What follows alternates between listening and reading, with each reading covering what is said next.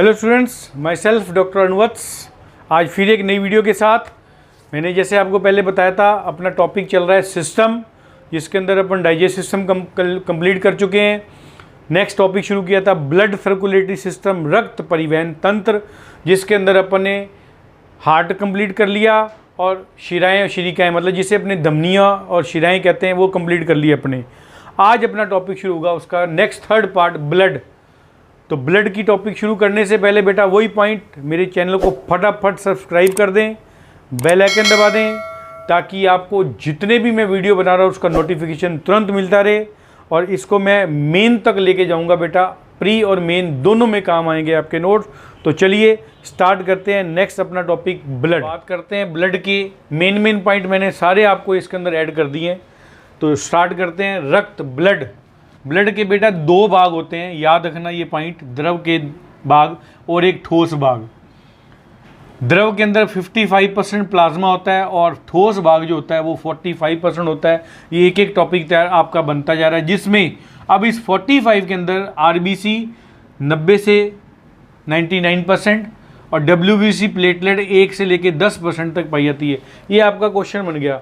द्रव भाग बताओ कितना होता है, ठोस भाग कितना होता है और किस भाग में क्या पाया जाता है। तो याद रखना, द्रव भाग में हमेशा प्लाज्मा मिलेगा बेटा, और ठोस भाग में आरबीसी, डब्ल्यूबीसी और प्लेटलेट्स बनेगी। और ये मैंने एक पॉइंट दे दिया इसके अंदर, आरबीसी अगर ज़्यादा है तो ब्लड हमारी बॉडी में बहुत बढ़िया है, अगर आरबीसी कम है तो ब्लड हमारी बॉडी में कम है। इस चीज़ को दिमाग में बिठा लो, इसलिए मैंने बॉक्स बना के इसमें आपको दे दिया है, ठीक है। अब उसी प्रकार डब्ल्यूबीसी प्लेटलेट्स है, ज़्यादा या कम है तो ब्लड में कमी नहीं कोई आएगी, ये पॉइंट याद रखना। डब्ल्यूबीसी और प्लेटलेट्स के पॉइंटों से, ब्लड के पॉइंटों से किसी प्रकार की कोई कमी नहीं आएगी।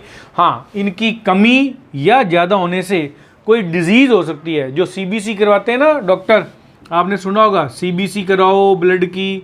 तो सीबीसी का मतलब होता है उस ब्लड में डब्ल्यूबीसी और प्लेटलेट्स की संख्या को देखकर वो पता लगा लेते हैं भी इसमें कोई प्रॉब्लम है या किस प्रकार का इन्फेक्शन है या नहीं है। इसलिए लिख दिया मैंने डब्ल्यूबीसी प्लेटलेट्स अप या डाउन, ब्लड के पॉइंटों से कोई फ़र्क नहीं पड़ेगा, जो क्वांटिटी है वही क्वांटिटी रहेगी। अब इम्पॉर्टेंट कुछ स्पेसिफिक कंडीशन आती है, इसके नाम पूछे आते हैं, उसको बड़े ध्यान से सुनना बेटा। साइट का मतलब होता है बेटा कोशिका, इसके को नहीं याद करना, ठीक है। अब मैंने इसलिए लिख दिया 3 टाइप की कोशिकाएं पाई जाती हैं इसमें, इरिथ्रोसाइट लाल कोशिका, ल्यूकोसाइट सफ़ेद कोशिका, और थ्रोम्बो मतलब थ्रोम्बोसिस प्लेटलेट्स जिसे बोलते हैं, जो कि हमारे रक्त में थक्के बनने के अंदर काम आता है। जब कभी किसी जगह चोट लग जाती है तो चोट लगने के बाद जब थक्का बनता है ताकि ब्लड रुक जाए, उस समय इस प्रकार की क्रिया होती है। ये 2-2, 3-3 पॉइंट आता है। इरिथ्रोसाइट क्या होता है तो याद करना बेटा, लाल कोशिका, red blood cell RBC. Leukocyte क्या होता है, डब्ल्यूबीसी वाइट ब्लड सेल। और थ्रोम्बो क्या होता है, थ्रोम्बोसिस प्लेटलेट्स होती हैं ये याद रखना, ठीक है। अब कभी कभी कुछ स्पेशल नाम आता है, पाइसिस, जिसका मतलब होता है निर्माण की विधियाँ। ये सारी ब्लड के एक स्पेशल प्रकार के टर्मिनोलॉजी है बेटा, इस टर्मिनोलॉजी को तैयार करना है अपने को। पाइसिस मैंने निर्माण की क्रिया, ये देखो मैंने एक पॉइंट दे दिया इसके अंदर, स्किन के अंदर जब कभी कोई घाव बन जाता है तो उसमें से ब्लीडिंग होगी, बिल्कुल सही है, ब्लीडिंग हो रही है ये। अब उस ब्लीडिंग के अंदर चारों तरफ रोकने के लिए 2 से 5 मिनट का समय लगता है। ये क्वेश्चन बन गए छोटे छोटे, जिसको कहते हैं रक्त का थक्का बनना। ये रक्त का थक्का बनना, निर्माण की विधि का मतलब क्या हुआ, थ्रोम्बोसिस। तो बस ये याद रखना बेटा, थ्रोम्बोसिस का मतलब क्या होता है, रक्त का थक्का बनना। जब कभी हमारी बॉडी में चोट लग जाती है, वहाँ से ब्लड को बंद होने में 2 से 5 मिनट का समय लगता है, उसको निर्माण होने की क्रिया को थ्रोम्बोसिस कहते हैं। ये क्वेश्चन बन गया, याद रखना।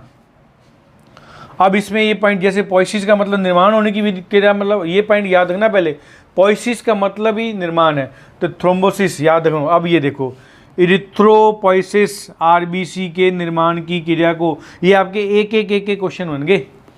ल्यूकोपोइसिस डब्ल्यूबीसी के निर्माण की क्रिया, थ्रोम्बोपाइसिस प्लेटलेट्स के निर्माण की क्रिया, और हीमोपाइसिस रक्त के निर्माण की क्रिया। ये दिमाग में बैठा लो बेटा, पाइसिस पाइसिस पाइसिस वर्ड।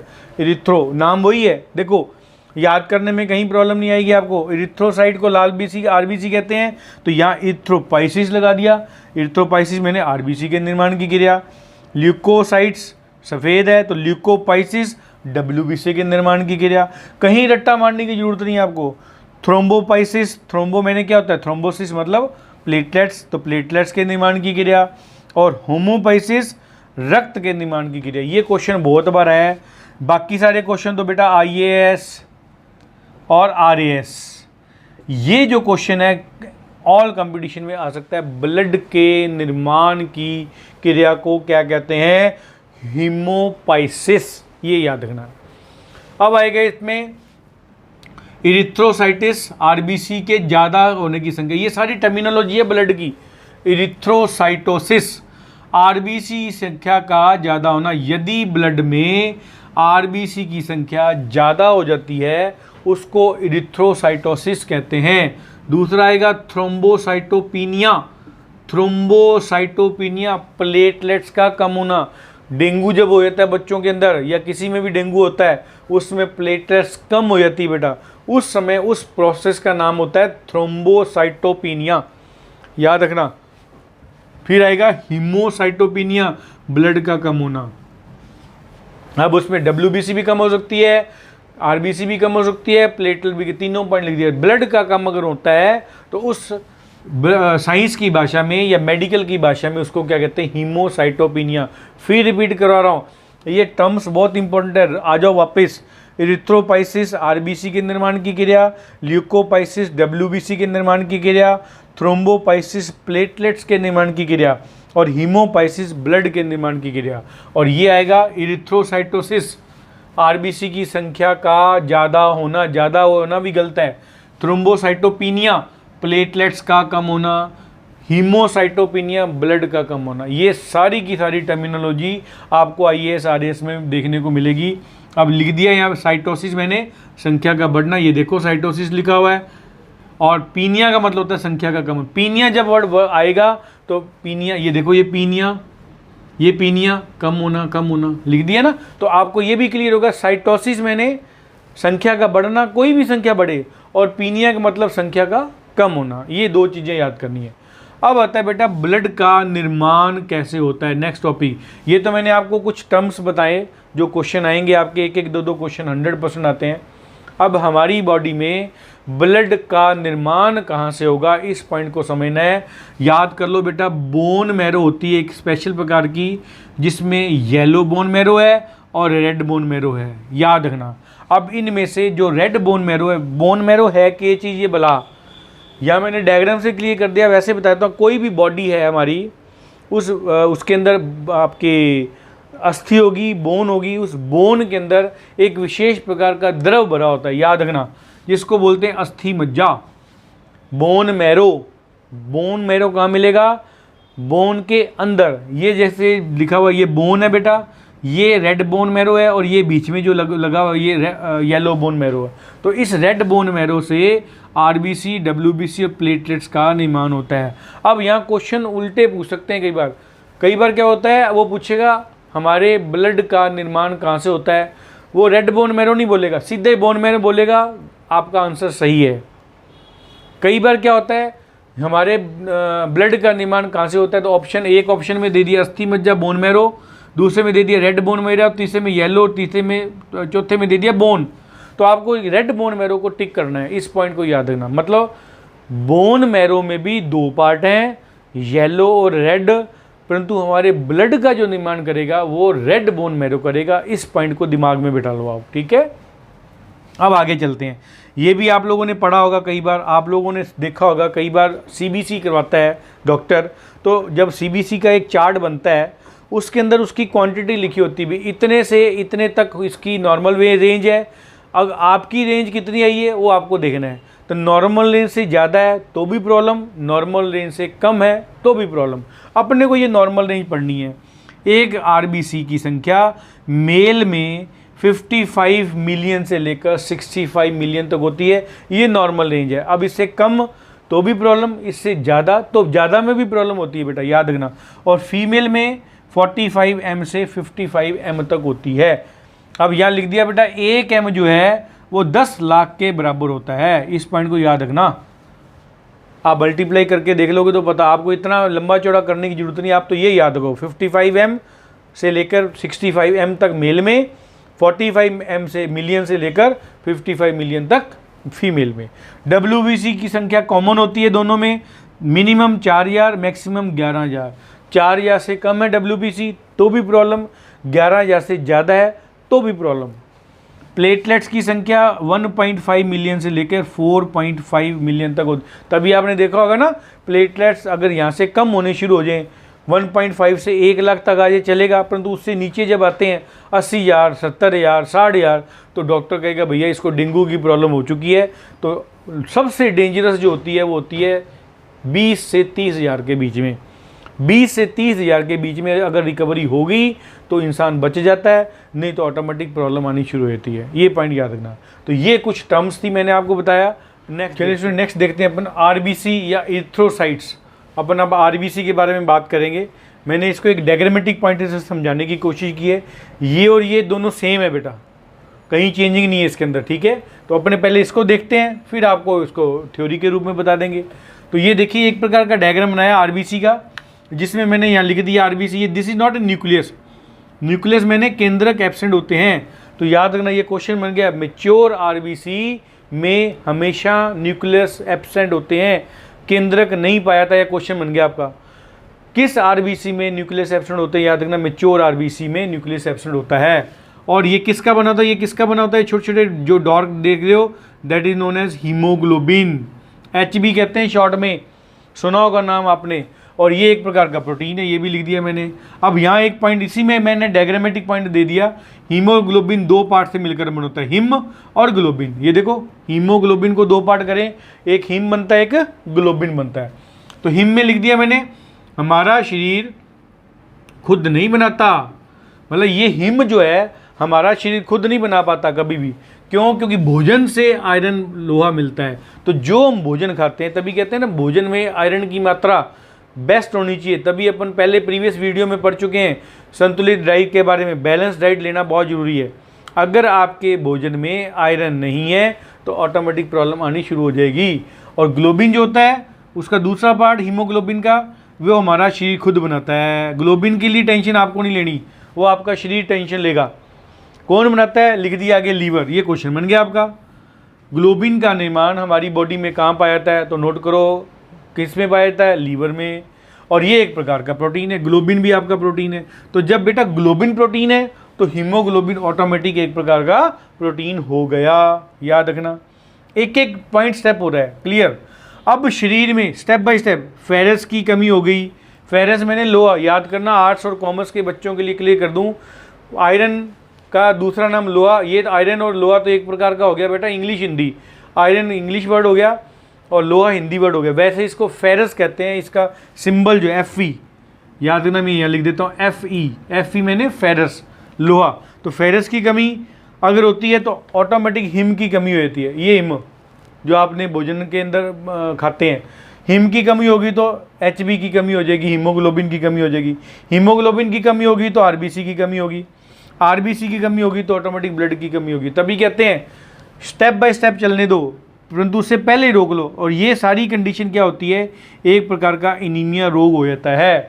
तो ये क्वेश्चन बन गया आपका, एनीमिया रोग अगर होता है तो क्या क्या प्रॉब्लम आती है? याद रखना, फेरस की कमी, हिम की कमी, HB की कमी, RBC की कमी और ब्लड की कमी। कहीं भी कोई भी कमी इसमें हो सकती है इसके अंदर, याद रखना। अब इलाज पता होना चाहिए ना। आपको बता तो दिया भी इन की कमी होने से एनीमिया हो जाएगा, परंतु एनीमिया का इलाज कैसे करें? एनीमिया मैंने खून की कमी हो ना। तो बेटा इसका इलाज अगर मेडिसिन पॉइंट से बात करूं, मेडिकल पॉइंट से बात करें तो फेरस होना जरूरी है। अगर आप हमारी बॉडी में फेरस लेते रहेंगे तो कोई प्रॉब्लम नहीं है। इसलिए लिख दिया फेरस युक्त मेडिसिन खाओ, भोजन खाओ, या फिर फेरस युक्त मेडिसिन खाओ, दवाइयाँ खाओ। तो या तो आपने देखा हो कई बार B कॉम्प्लेक्स के कैप्सूल देता है। ज़्यादातर क्या होते हैं, डार्क कलर के कैप्सूल मिलते हैं, मैक्सिमम वो आपको खाने को मिलेंगे, डॉक्टर देगा, उसमें फेरस लिखा होगा। और विटामिन B12, मल्टीविटामिन की गोलियां जितनी भी आप लेते हो उनमें सब में फेरस मिलता है। तो ज़्यादातर लेडीज़ को ये जो जरूर दी जाती है, ये याद रखना अपने को, ठीक है। ये तो आ गया बेटा। एनीमिया को कंट्रोल करने के लिए आपको फेरस युक्त भोजन और फेरस युक्त मेडिसिन आपको लेनी पड़ेगी, लोहा हो जिसमें, आयरन हो जिसमें। परंतु अगर घर के पॉइंटों से बात करें तो घर में अगर आप मेडिसिन से बचना चाहते हो तो काजू खा लो। काजू खाने की हिम्मत हैसियत नहीं है अपने को तो भाई साहब सबसे बेस्ट है गुड़। गुड़ खाना शुरू कर दो आप, सुबह शाम, सुबह दोपहर शाम, खाना 3 टाइम खाते हैं, नाश्ते के साथ गुड़ खा लो। थोड़ा सा गुड़ आप शाम को दोपहर में खा लो और थोड़ा सा गुड़ रात को खा लो, कहीं प्रॉब्लम नहीं आएगी। और अगर प्रॉब्लम वैसे भी नहीं है तो बेटा गुड़ खाने की आदत तो डाल दो, आपकी बॉडी में बहुत बेस्ट रहेगा। तो ये कुछ पॉइंट्स थे, इसी को मैंने थ्योरी पॉइंट में लिख दिया। कई बार बच्चों को ये पॉइंट समझ नहीं आते, हालांकि ये सबसे बेस्ट चीज़ें होती हैं जो आपको डायग्रामेटिक कंडीशन समझ आनी चाहिए। एक एक पॉइंट इसमें लिख दिया। आरबीसी में न्यूक्लियस एब्सेंट होता है, ये देखो लिखा हुआ। आरबीसी हीमोग्लोबिन की बनी होती है, बिल्कुल सही, ये देखो हीमोग्लोबिन की बनी होती है। हीमोग्लोबिन हिम व ग्लोबिन का बना होता है, ये देखो हीमोग्लोबिन, मैंने इसी का ही एरो लगा के 2-2 बना दिए थे। हिम का निर्माण आयरन से होता है, ये देखो लिखा हुआ आयरन से होता है। ग्लोबिन प्रोटीन का निर्माण मनुष्य के यकृत से होता है, ये देखो लिखा हुआ। हमारा शरीर खुद बनाता है लीवर से, सेम चीज़ है, इसको पढ़ लो इसको पढ़ लो, सेम। ग्लोबिन एक प्रकार का प्रोटीन है इसलिए हीमोग्लोबिन भी प्रोटीन है, ये लिखा हुआ एक प्रकार का प्रोटीन ग्लोबिन, इसलिए इसको पढ़ने के बोला हीमोग्लोबिन भी प्रोटीन हो गया। शरीर में रक्त की कमी होना, आरबीसी की कमी होना, एचबी की कमी होना, आयरन की कमी होना एनीमिया कहलाता है। ये देखो मैंने चार्ट बना के दिया हुआ है आपको सारा का सारा। इसके इलाज के लिए आयरन लोहा लिया जाता है। अब यहाँ ये देख दो लिख दिया मैंने, भोजन युक्त दवाइयाँ फेरस। अब यहाँ कई बार के लोहा चबाओ, नहीं चबाना नहीं है लोहा। लोहा लिया है तो लोहा से संबंधित सब्जियाँ आपको बताता हूँ। लोहा सबसे ज़्यादा किस में मिलता है? पालक के अंदर। पालक के अंदर सबसे ज़्यादा लोहा मिलेगा, आयरन मिलता है। तो पालक खाओ, दबा के जितनी पालक खा सकते हो आप। साग, सरसों का साग, सरसों के साग में आयरन भरपूर मात्रा में मिलता है आपको। तो ये 2-3 चीज़ें हैं। चौलाई का साग जिसमें आपको बहुत ज़्यादा आयरन मिलेगा। तो ये जब सीजन आए तो बेटा इसके भरपूर सेवन करो, आपको प्रॉब्लम ही नहीं आएगी, किसी प्रकार की ब्लड से रिलेटेड प्रॉब्लम नहीं आएगी। आगे देखते हैं इसका कार्य, फंक्शन क्या होता है। चलिए स्टूडेंट नेक्स्ट देखते हैं अपन हीमोग्लोबिन या आरबीसी के कार्य। अब इसके अंदर आरबीसी के कार्य कैसे है, यही मैंने डायग्रामेटिक दिया है, इसी की थ्योरी यहाँ लिख दी, इजी समझ आ जाएगा। ये देखो लिखा भी हुआ है, आरएएस 2018 में आया हुआ है, ये मेन के अंदर 2018 का जो आरएएस था उसकी मेन में ये क्वेश्चन था। ठीक है, तो देखो मैंने इसको बहुत कोशिश की है बड़े ढंग से समझाने की। हीमोग्लोबिन या आरबीसी का काम क्या है, सुनते रहना। मनुष्य ने सांस लिया, ये मनुष्य का डायग्राम बना रखा है। सांस लिया, नाक की नली से होता हुआ फेफड़ों में जाएगा ऑक्सीजन, बिल्कुल जाएगी ऑक्सीजन। वहाँ से ऑक्सीजन गैस जो है हीमोग्लोबिन के साथ मिलेगी और उसका ट्रांसपोर्ट हो रहा है। तो हीमोग्लोबिन क्या करेगा, 2 काम करेगा, O2 का ट्रांसपोर्ट भी करेगा और O2 का वाहक भी है ये। ठीक है, और ये क्या करेगा, O2 बाद में सेल के साथ मिलकर ऊर्जा बनाएगा, ऊर्जा कार्य के रूप में काम करेगी। तभी अपन बोलते हैं ना ये काम माइटोकॉन्ड्रिया में हो रहा है। माइटोकॉन्ड्रिया क्या है, पावर हाउस ऑफ सेल, शक्ति गृह, कोशिका का शक्ति गृह होता है। इसलिए यहाँ ऑक्सीजन ऊर्जा मिलेगी, ऊर्जा से कार्य होना शुरू कर देगा, तो हम लोग अपना काम शुरू कर देंगे। तो देखिए इसके अंदर अब हीमोग्लोबिन 3 टाइप के दिखाए हैं इसके अंदर बेटा। 1 हीमोग्लोबिन, कोई स्पेशल फंक्शन नहीं होता इसका। सेकंड पॉइंट, हीमोग्लोबिन O2 लिखा हुआ है इसके ऊपर, इसका मतलब हीमोग्लोबिन के साथ ऑक्सीजन मिलेगी। तो जब हीमोग्लोबिन के साथ ऑक्सीजन मिल जाती है तो उसको क्या कहते हैं, ऑक्सी हीमोग्लोबिन। याद रखना, इस पॉइंट को याद रखना। और ये बन गया ऑक्सी हीमोग्लोबिन।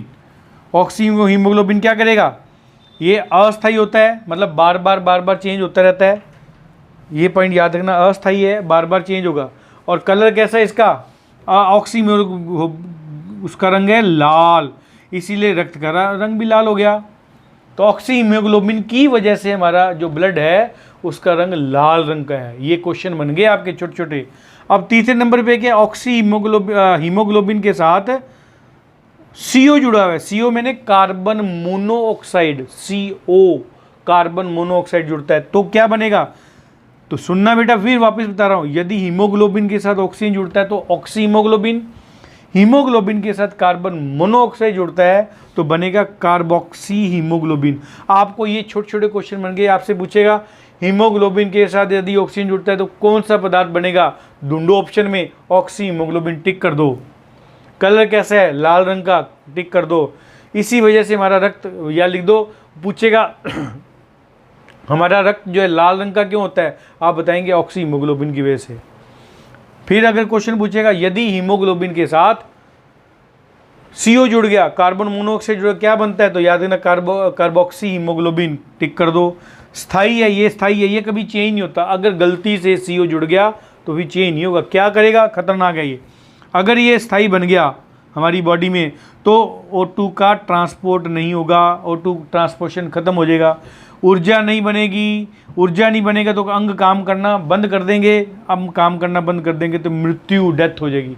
अब ये कब आता है, आप लोगों ने कई बार देखा होगा, न्यूज़पेपर में आता है, अंगीठी सेकते समय 10 लोगों की मौत, क्योंकि कोयले की अंगीठी सेक रहे हैं तो कोयले से कार्बन मोनोऑक्साइड निकलता है। बेटा याद रखना, बंद कमरा रख दिया, ठंड बहुत ज़्यादा है, अंदर ही दम घुटने से उनका डेथ होगी उनकी। ये पॉइंट याद रखना अपने को, सबसे इंपॉर्टेंट पॉइंट है, ठीक है। अब इसी चीज़ को थ्योरी फॉर्म में लिख दिया मैंने। देखो, हीमोग्लोबिन की CO से जुड़ने की क्षमता O2 की तुलना ज़्यादा होती है, तभी कहते हैं बंद कमरे में कभी भी आग जलाकर नहीं बैठना चाहिए, उसके अंदर 100% कार्बन मोनोऑक्साइड बन जाता है।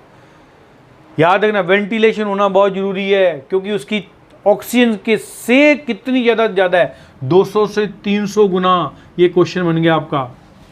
फिर पॉइंट, यही पॉइंट लिखा है, HbO2 से मिलकर ऑक्सी हीमोग्लोबिन बनाता है। ये लिखो ऑक्सी हीमोग्लोबिन, जिसका रंग लाल होता है, ये देखो लाल रंग लिखा हुआ है, सेम चीज़ है, नो चेंज, ताकि आपको डबल बेनिफिट मिल जाए।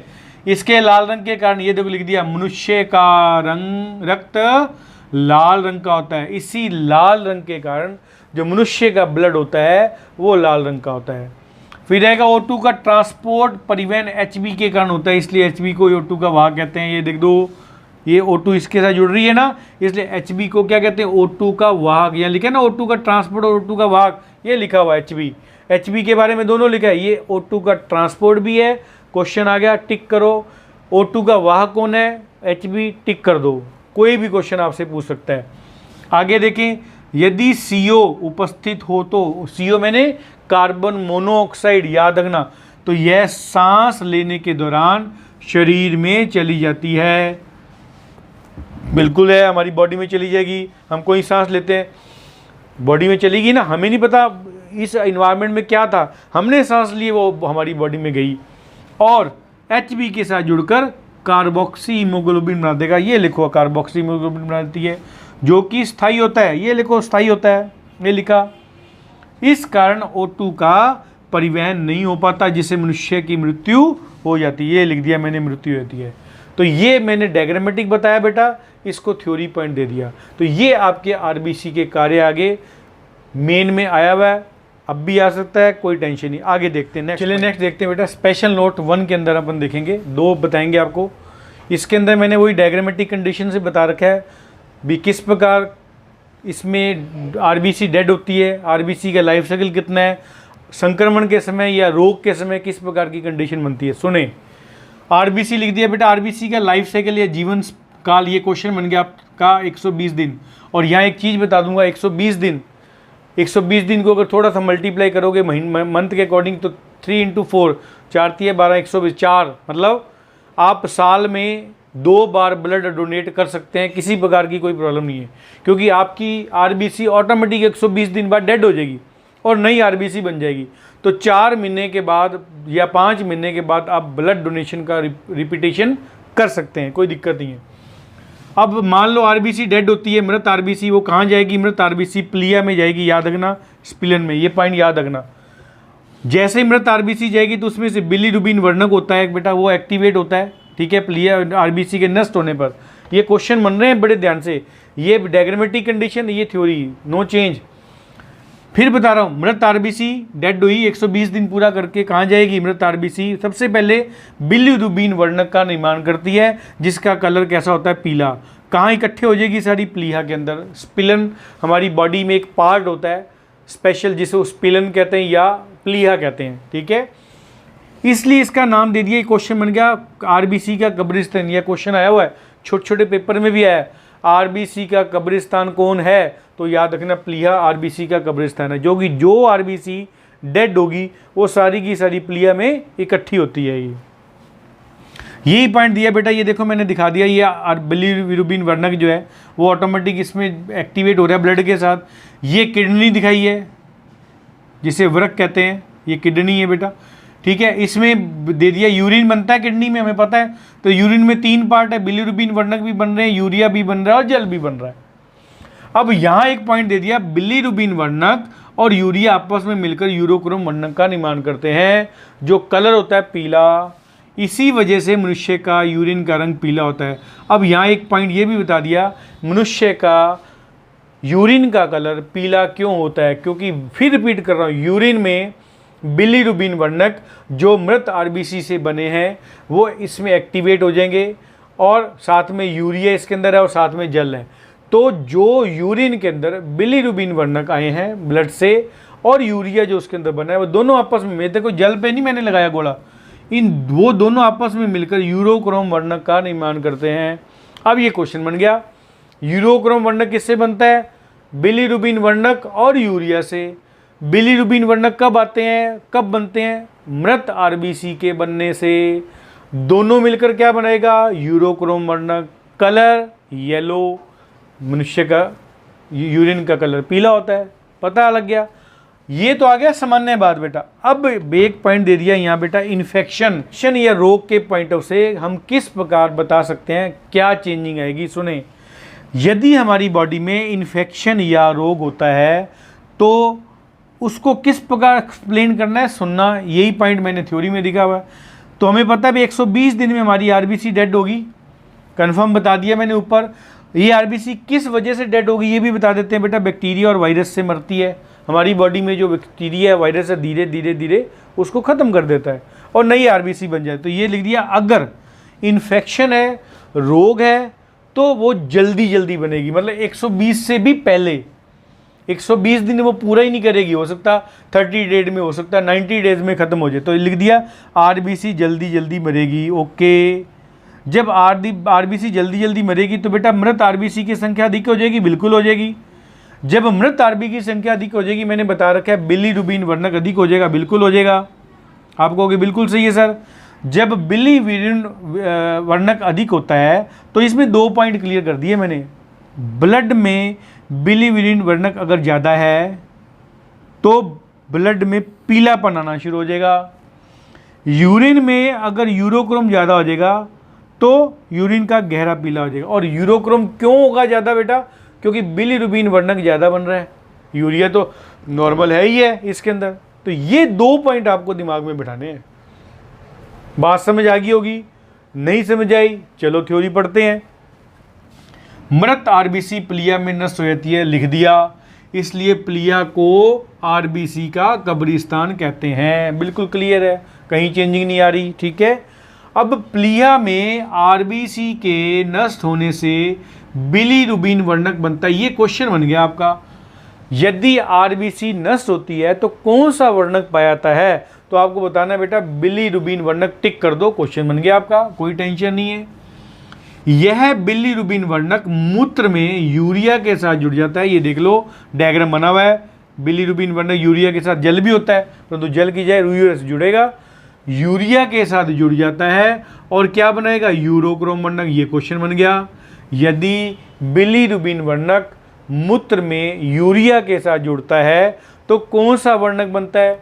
यूरोक्रोम। भूलना मत, मैं फिर याद कराऊँ, मृत आरबी के मरने से, या सीधे कह दो मृत आरबीसी से बिलीरुबिन वर्णक बनता है। और यदि यही बिलीरुबिन वर्णक यूरिन के यूरिया से मिलता है तो यूरोक्रोम वर्णक बनता है। ये दिमाग में बिठा लो, टेंशन लेने की जरूरत नहीं है, जिससे मूत्र का रंग हल्का पीला हो जाएगा। नॉर्मल आपने देखा है हमेशा हर मनुष्य के मूत्र का रंग हल्का पीला होता है। अब यहाँ आपको मैं एक जनरल नॉलेज की बात बता रहा हूँ, अगर आपका यूरिन का कलर पीले से डार्क पीला हो जाए तो भैया तुरंत डॉक्टर के पास दिखाओ, कहीं ना कहीं प्रॉब्लम आ रही है। क्यों? आगे देखो, संक्रमण व रोग के समय अधिक मात्रा में आरबीसी नष्ट होती है। ज़्यादा आरबीसी नष्ट होगी, जल्दी हो जाएगी, इसलिए क्या होगा? अधिक मात्रा में बिलीरुबिन वर्णक बनता है। बिल्कुल सही है। इसी कारण यूरोक्रोम वर्णक भी ज़्यादा बनेगा, क्योंकि जितना ज़्यादा बिलीरुबिन वर्णक उतना ज़्यादा यूरोक्रोम वर्णक। इसलिए शरीर का रंग पीला, तभी कहते हैं ना तेरे प्रॉब्लम आ रही है, रंग तेरा पीला पीला सा दिख रहा है, क्योंकि हमारी बॉडी में इन्फेक्शन है। और मूत्र का रंग गहरा पीला हो जाएगा। इस डिजीज़ का नाम क्या है बेटा? जिसे पीलिया या जॉइंडिस कहते हैं। याद रखना, पीलिया, आई थिंक पीलिया इसको ऐसे लिखेंगे, पीलिया, इसको पीलिया कहते हैं, जॉइंडिस कहते हैं, याद रखना। तो ये फिर मैं आपको फटाफट 2 मिनट में बता देता हूँ। मृत आरबीसी मरी कहाँ गई? पीलिया के अंदर, स्प्लीन के अंदर। इसलिए मृत आरबीसी का कब्रिस्तान कौन है? पीलिया। Question clear. मृत आरबीसी का जो, या सीधा ही बोलो, आरबीसी का लाइफ साइकिल कितना होता है? 120 दिन। तो मृत आरबीसी जब प्लिया में इकट्ठी होती है तो बिलीरुबिन वर्णक बनेगा। ये बिलीरुबिन वर्णक यूरिन के यूरिया से मिलेगा तो यूरोक्रोम वर्णक बनेगा। यूरोक्रोम वर्णक का कलर पीला होता है तो यह हमारे मूत्र का रंग पीला हो जाएगा। ये तो नॉर्मल पॉइंट। डिजीज़ आ गई तो डिजीज़ आ गई, ज़्यादा मात्रा में आरबीसी डेड हो जाएगी, बिल्कुल सही है। जब ज़्यादा मात्रा में आरबीसी डेड होगी तो बिलीरुबिन वर्णक ज़्यादा बनेगा, बिल्कुल सही है। ज़्यादा बिलीरुबिन वर्णक जो है यूरिन के साथ मिलेगा, यूरिया से मिलेगा तो ज़्यादा यूरोक्रोम बनेगा। ज़्यादा यूरोक्रोम बनेगा तो क्या होगा? हमारी यूरिन का कलर ज़्यादा डार्क पीला हो जाएगा, जिससे हमारी बॉडी का कलर पीला और यूरिन का पीला डार्क पीला। और इस डिजीज़ का नाम है पीलिया या जॉइंडिस। ये क्वेश्चन आपके तैयार हो गए। नेक्स्ट सेकंड देखते हैं अपने स्पेशल नोट्स में। सेकंड पॉइंट, जैसे अपन ने प्रीवियस में देखा था जॉइंडिस या पीलिया कैसे होता है, सारे ब्लड से रिलेटेड प्रॉब्लम है। अब आप देखेंगे इसमें ब्लू बेबी सिंड्रोम के बारे में बहुत क्वेश्चन है क्या भला? ब्लू बेबी सिंड्रोम, ठीक है। तो सबसे पहले मैं आपको बता दूं बेटा, इसको साइंस के बच्चों को पता होता है, आर्ट्स के बच्चों के लिए इंपॉर्टेंट है। फेरस के 2 पार्ट होते हैं बेटा। आयरन जो होता है केमिकल भाषा में इसको Fe+2 Fe+3 कहते हैं। Fe+2 का मतलब होता है फेरस और Fe+3 का मतलब होता है फेरिक, मतलब इसके 2 अवस्थाओं में पाया जाता है ये। अब देखते हैं, मान लो हीमोग्लोबिन है, हीमोग्लोबिन में फेरस नॉर्मल पड़ा है, नाइट्रोजन की उपस्थिति अगर ज़्यादा आ गई तो फेरिक में बदल जाएगा। ये पॉइंट ध्यान रखना। तो पानी की गहराई के अंदर नाइट्रेट अधिक हो जाता है तो हीमोग्लोबिन नॉर्मल है तो O2 का ट्रांसपोर्ट करना ईजी हो जाएगा, तो ये ट्रांसपोर्ट करता रहेगा। परंतु यदि फेरिक, ये भी मैंने वही डायग्राम बना दिया, फिर थ्योरी पढ़ेंगे अपन। अगर उसके अंदर नाइट्रेट की मात्रा बढ़ जाती है तो उस हीमोग्लोबिन में क्या बन जाएगा? मैथ हीमोग्लोबिन बन जाएगा। ये पॉइंट याद रखना, यहाँ से टॉपिक शुरू होता है। यदि किसी बॉडी में नाइट्रेट की अधिकता हो जाए तो उसमें ऑक्सी हीमोग्लोबिन की जगह पे मैथ हीमोग्लोबिन बनेगा, याद कर लेना। और वो क्या करेगा? O2 का ट्रांसपोर्ट नहीं करता। ये पॉइंट याद रखना।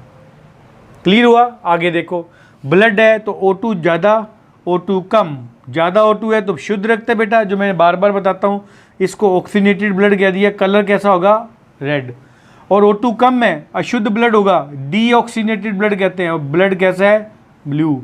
इसीलिए इसका नाम है ब्लू बेबी सिंड्रोम।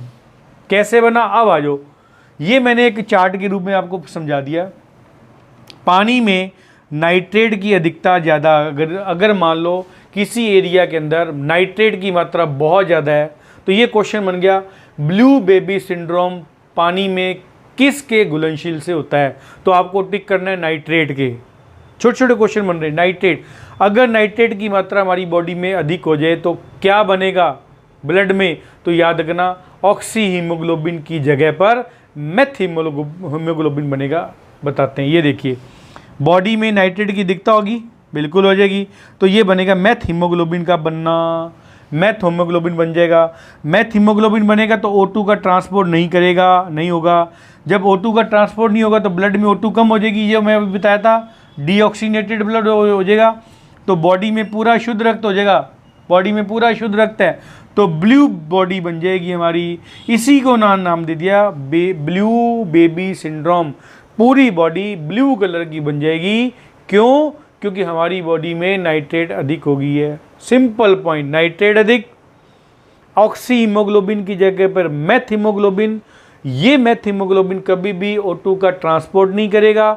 O2 का ट्रांसपोर्ट नहीं करेगा, हमारी बॉडी में अशुद्ध ब्लड होगा, डीऑक्सीनेटेड ब्लड होगा, जिससे हमारी बॉडी में कलर ब्लड का ब्लू हो जाएगा। इस वजह से हमारी बॉडी का रंग नीला हो जाएगा, इसी को ब्लू बेबी सिंड्रोम कहते हैं। हो गया याद, कहीं प्रॉब्लम नहीं है। पढ़ लो थ्योरी। हीमोग्लोबिन में आयरन फेरस अवस्था में होता है, जो नॉर्मल बताया था मैंने आपको, परंतु आगे देखो ऐसा हीमोग्लोबिन जिसमें आयरन फेरिक अवस्था में पाया जाता है उसमें मेथ हीमोग्लोबिन बनता है। बस ये याद रखना, फेरस की जगह फेरिक बन जाएगा हमारी बॉडी में। फेरिक बनेगा तो ऑटोमेटिक क्या हो जाएगा, मैथ हीमोग्लोबिन बनेगा। और क्या होगा, इसमें O2 का परिवहन नहीं होगा, O2 का परिवहन ट्रांसपोर्ट नहीं होगा, O2 का ट्रांसपोर्ट नहीं करेगा तो क्या होगा, शरीर में नाइट्रेट की अधिकता के कारण हीमोग्लोबिन मैथ हीमोग्लोबिन में बदल जाता है। इस कारण O2 का परिवहन नहीं हो पाता और पूरे शरीर का रंग नीला पड़ जाता है, ब्लू बेबी सिंड्रोम। यही मैं बता रहा हूँ आपको, फिर सुन लो, 2 मिनट लगेंगे। हमारी बॉडी में नाइट्रोट की मात्रा अधिक हुई, फेरस की जगह फेरिक एक्टिव हो जाएगा। फेरिक होगा, मैथ हीमोग्लोबिन बनेगा। मैथ हीमोग्लोबिन डीऑक्सीजनेटेड है, O2 का ट्रांसपोर्ट नहीं होने देगा, नहीं O2 पर ट्रांसपोर्ट होगा तो कलर ब्लू बेबी, बात खत्म। ब्लू बेबी सिंड्रोम नाइट्रेट का कहानी है सारी बेटा। तो आज की, मेरे हिसाब से आज की इस वीडियो में अपन इतना ही करें, क्योंकि बहुत ज़्यादा लंबी वीडियो हो जाएगी। हालांकि इसके अंदर अभी WBC रहती है हमारा और ब्लड ग्रुप रहता है, तो WBC और ब्लड ग्रुप को अपन एक ही वीडियो में पढ़ेंगे, क्योंकि ये बहुत ज़्यादा लंबी हो जाएगी वीडियो। तो वही बात बेटा, सेम पॉइंट। अभी चैनल को अभी देखा है तो चैनल को सब्सक्राइब कर दें, बेल आइकन दबा दें। बेल आइकन दबाते ही आपको बहुत सारे नोटिफिकेशन मिलते रहेंगे। तो सेम पॉइंट बेटा, ज़्यादा से ज़्यादा वीडियो को शेयर करो।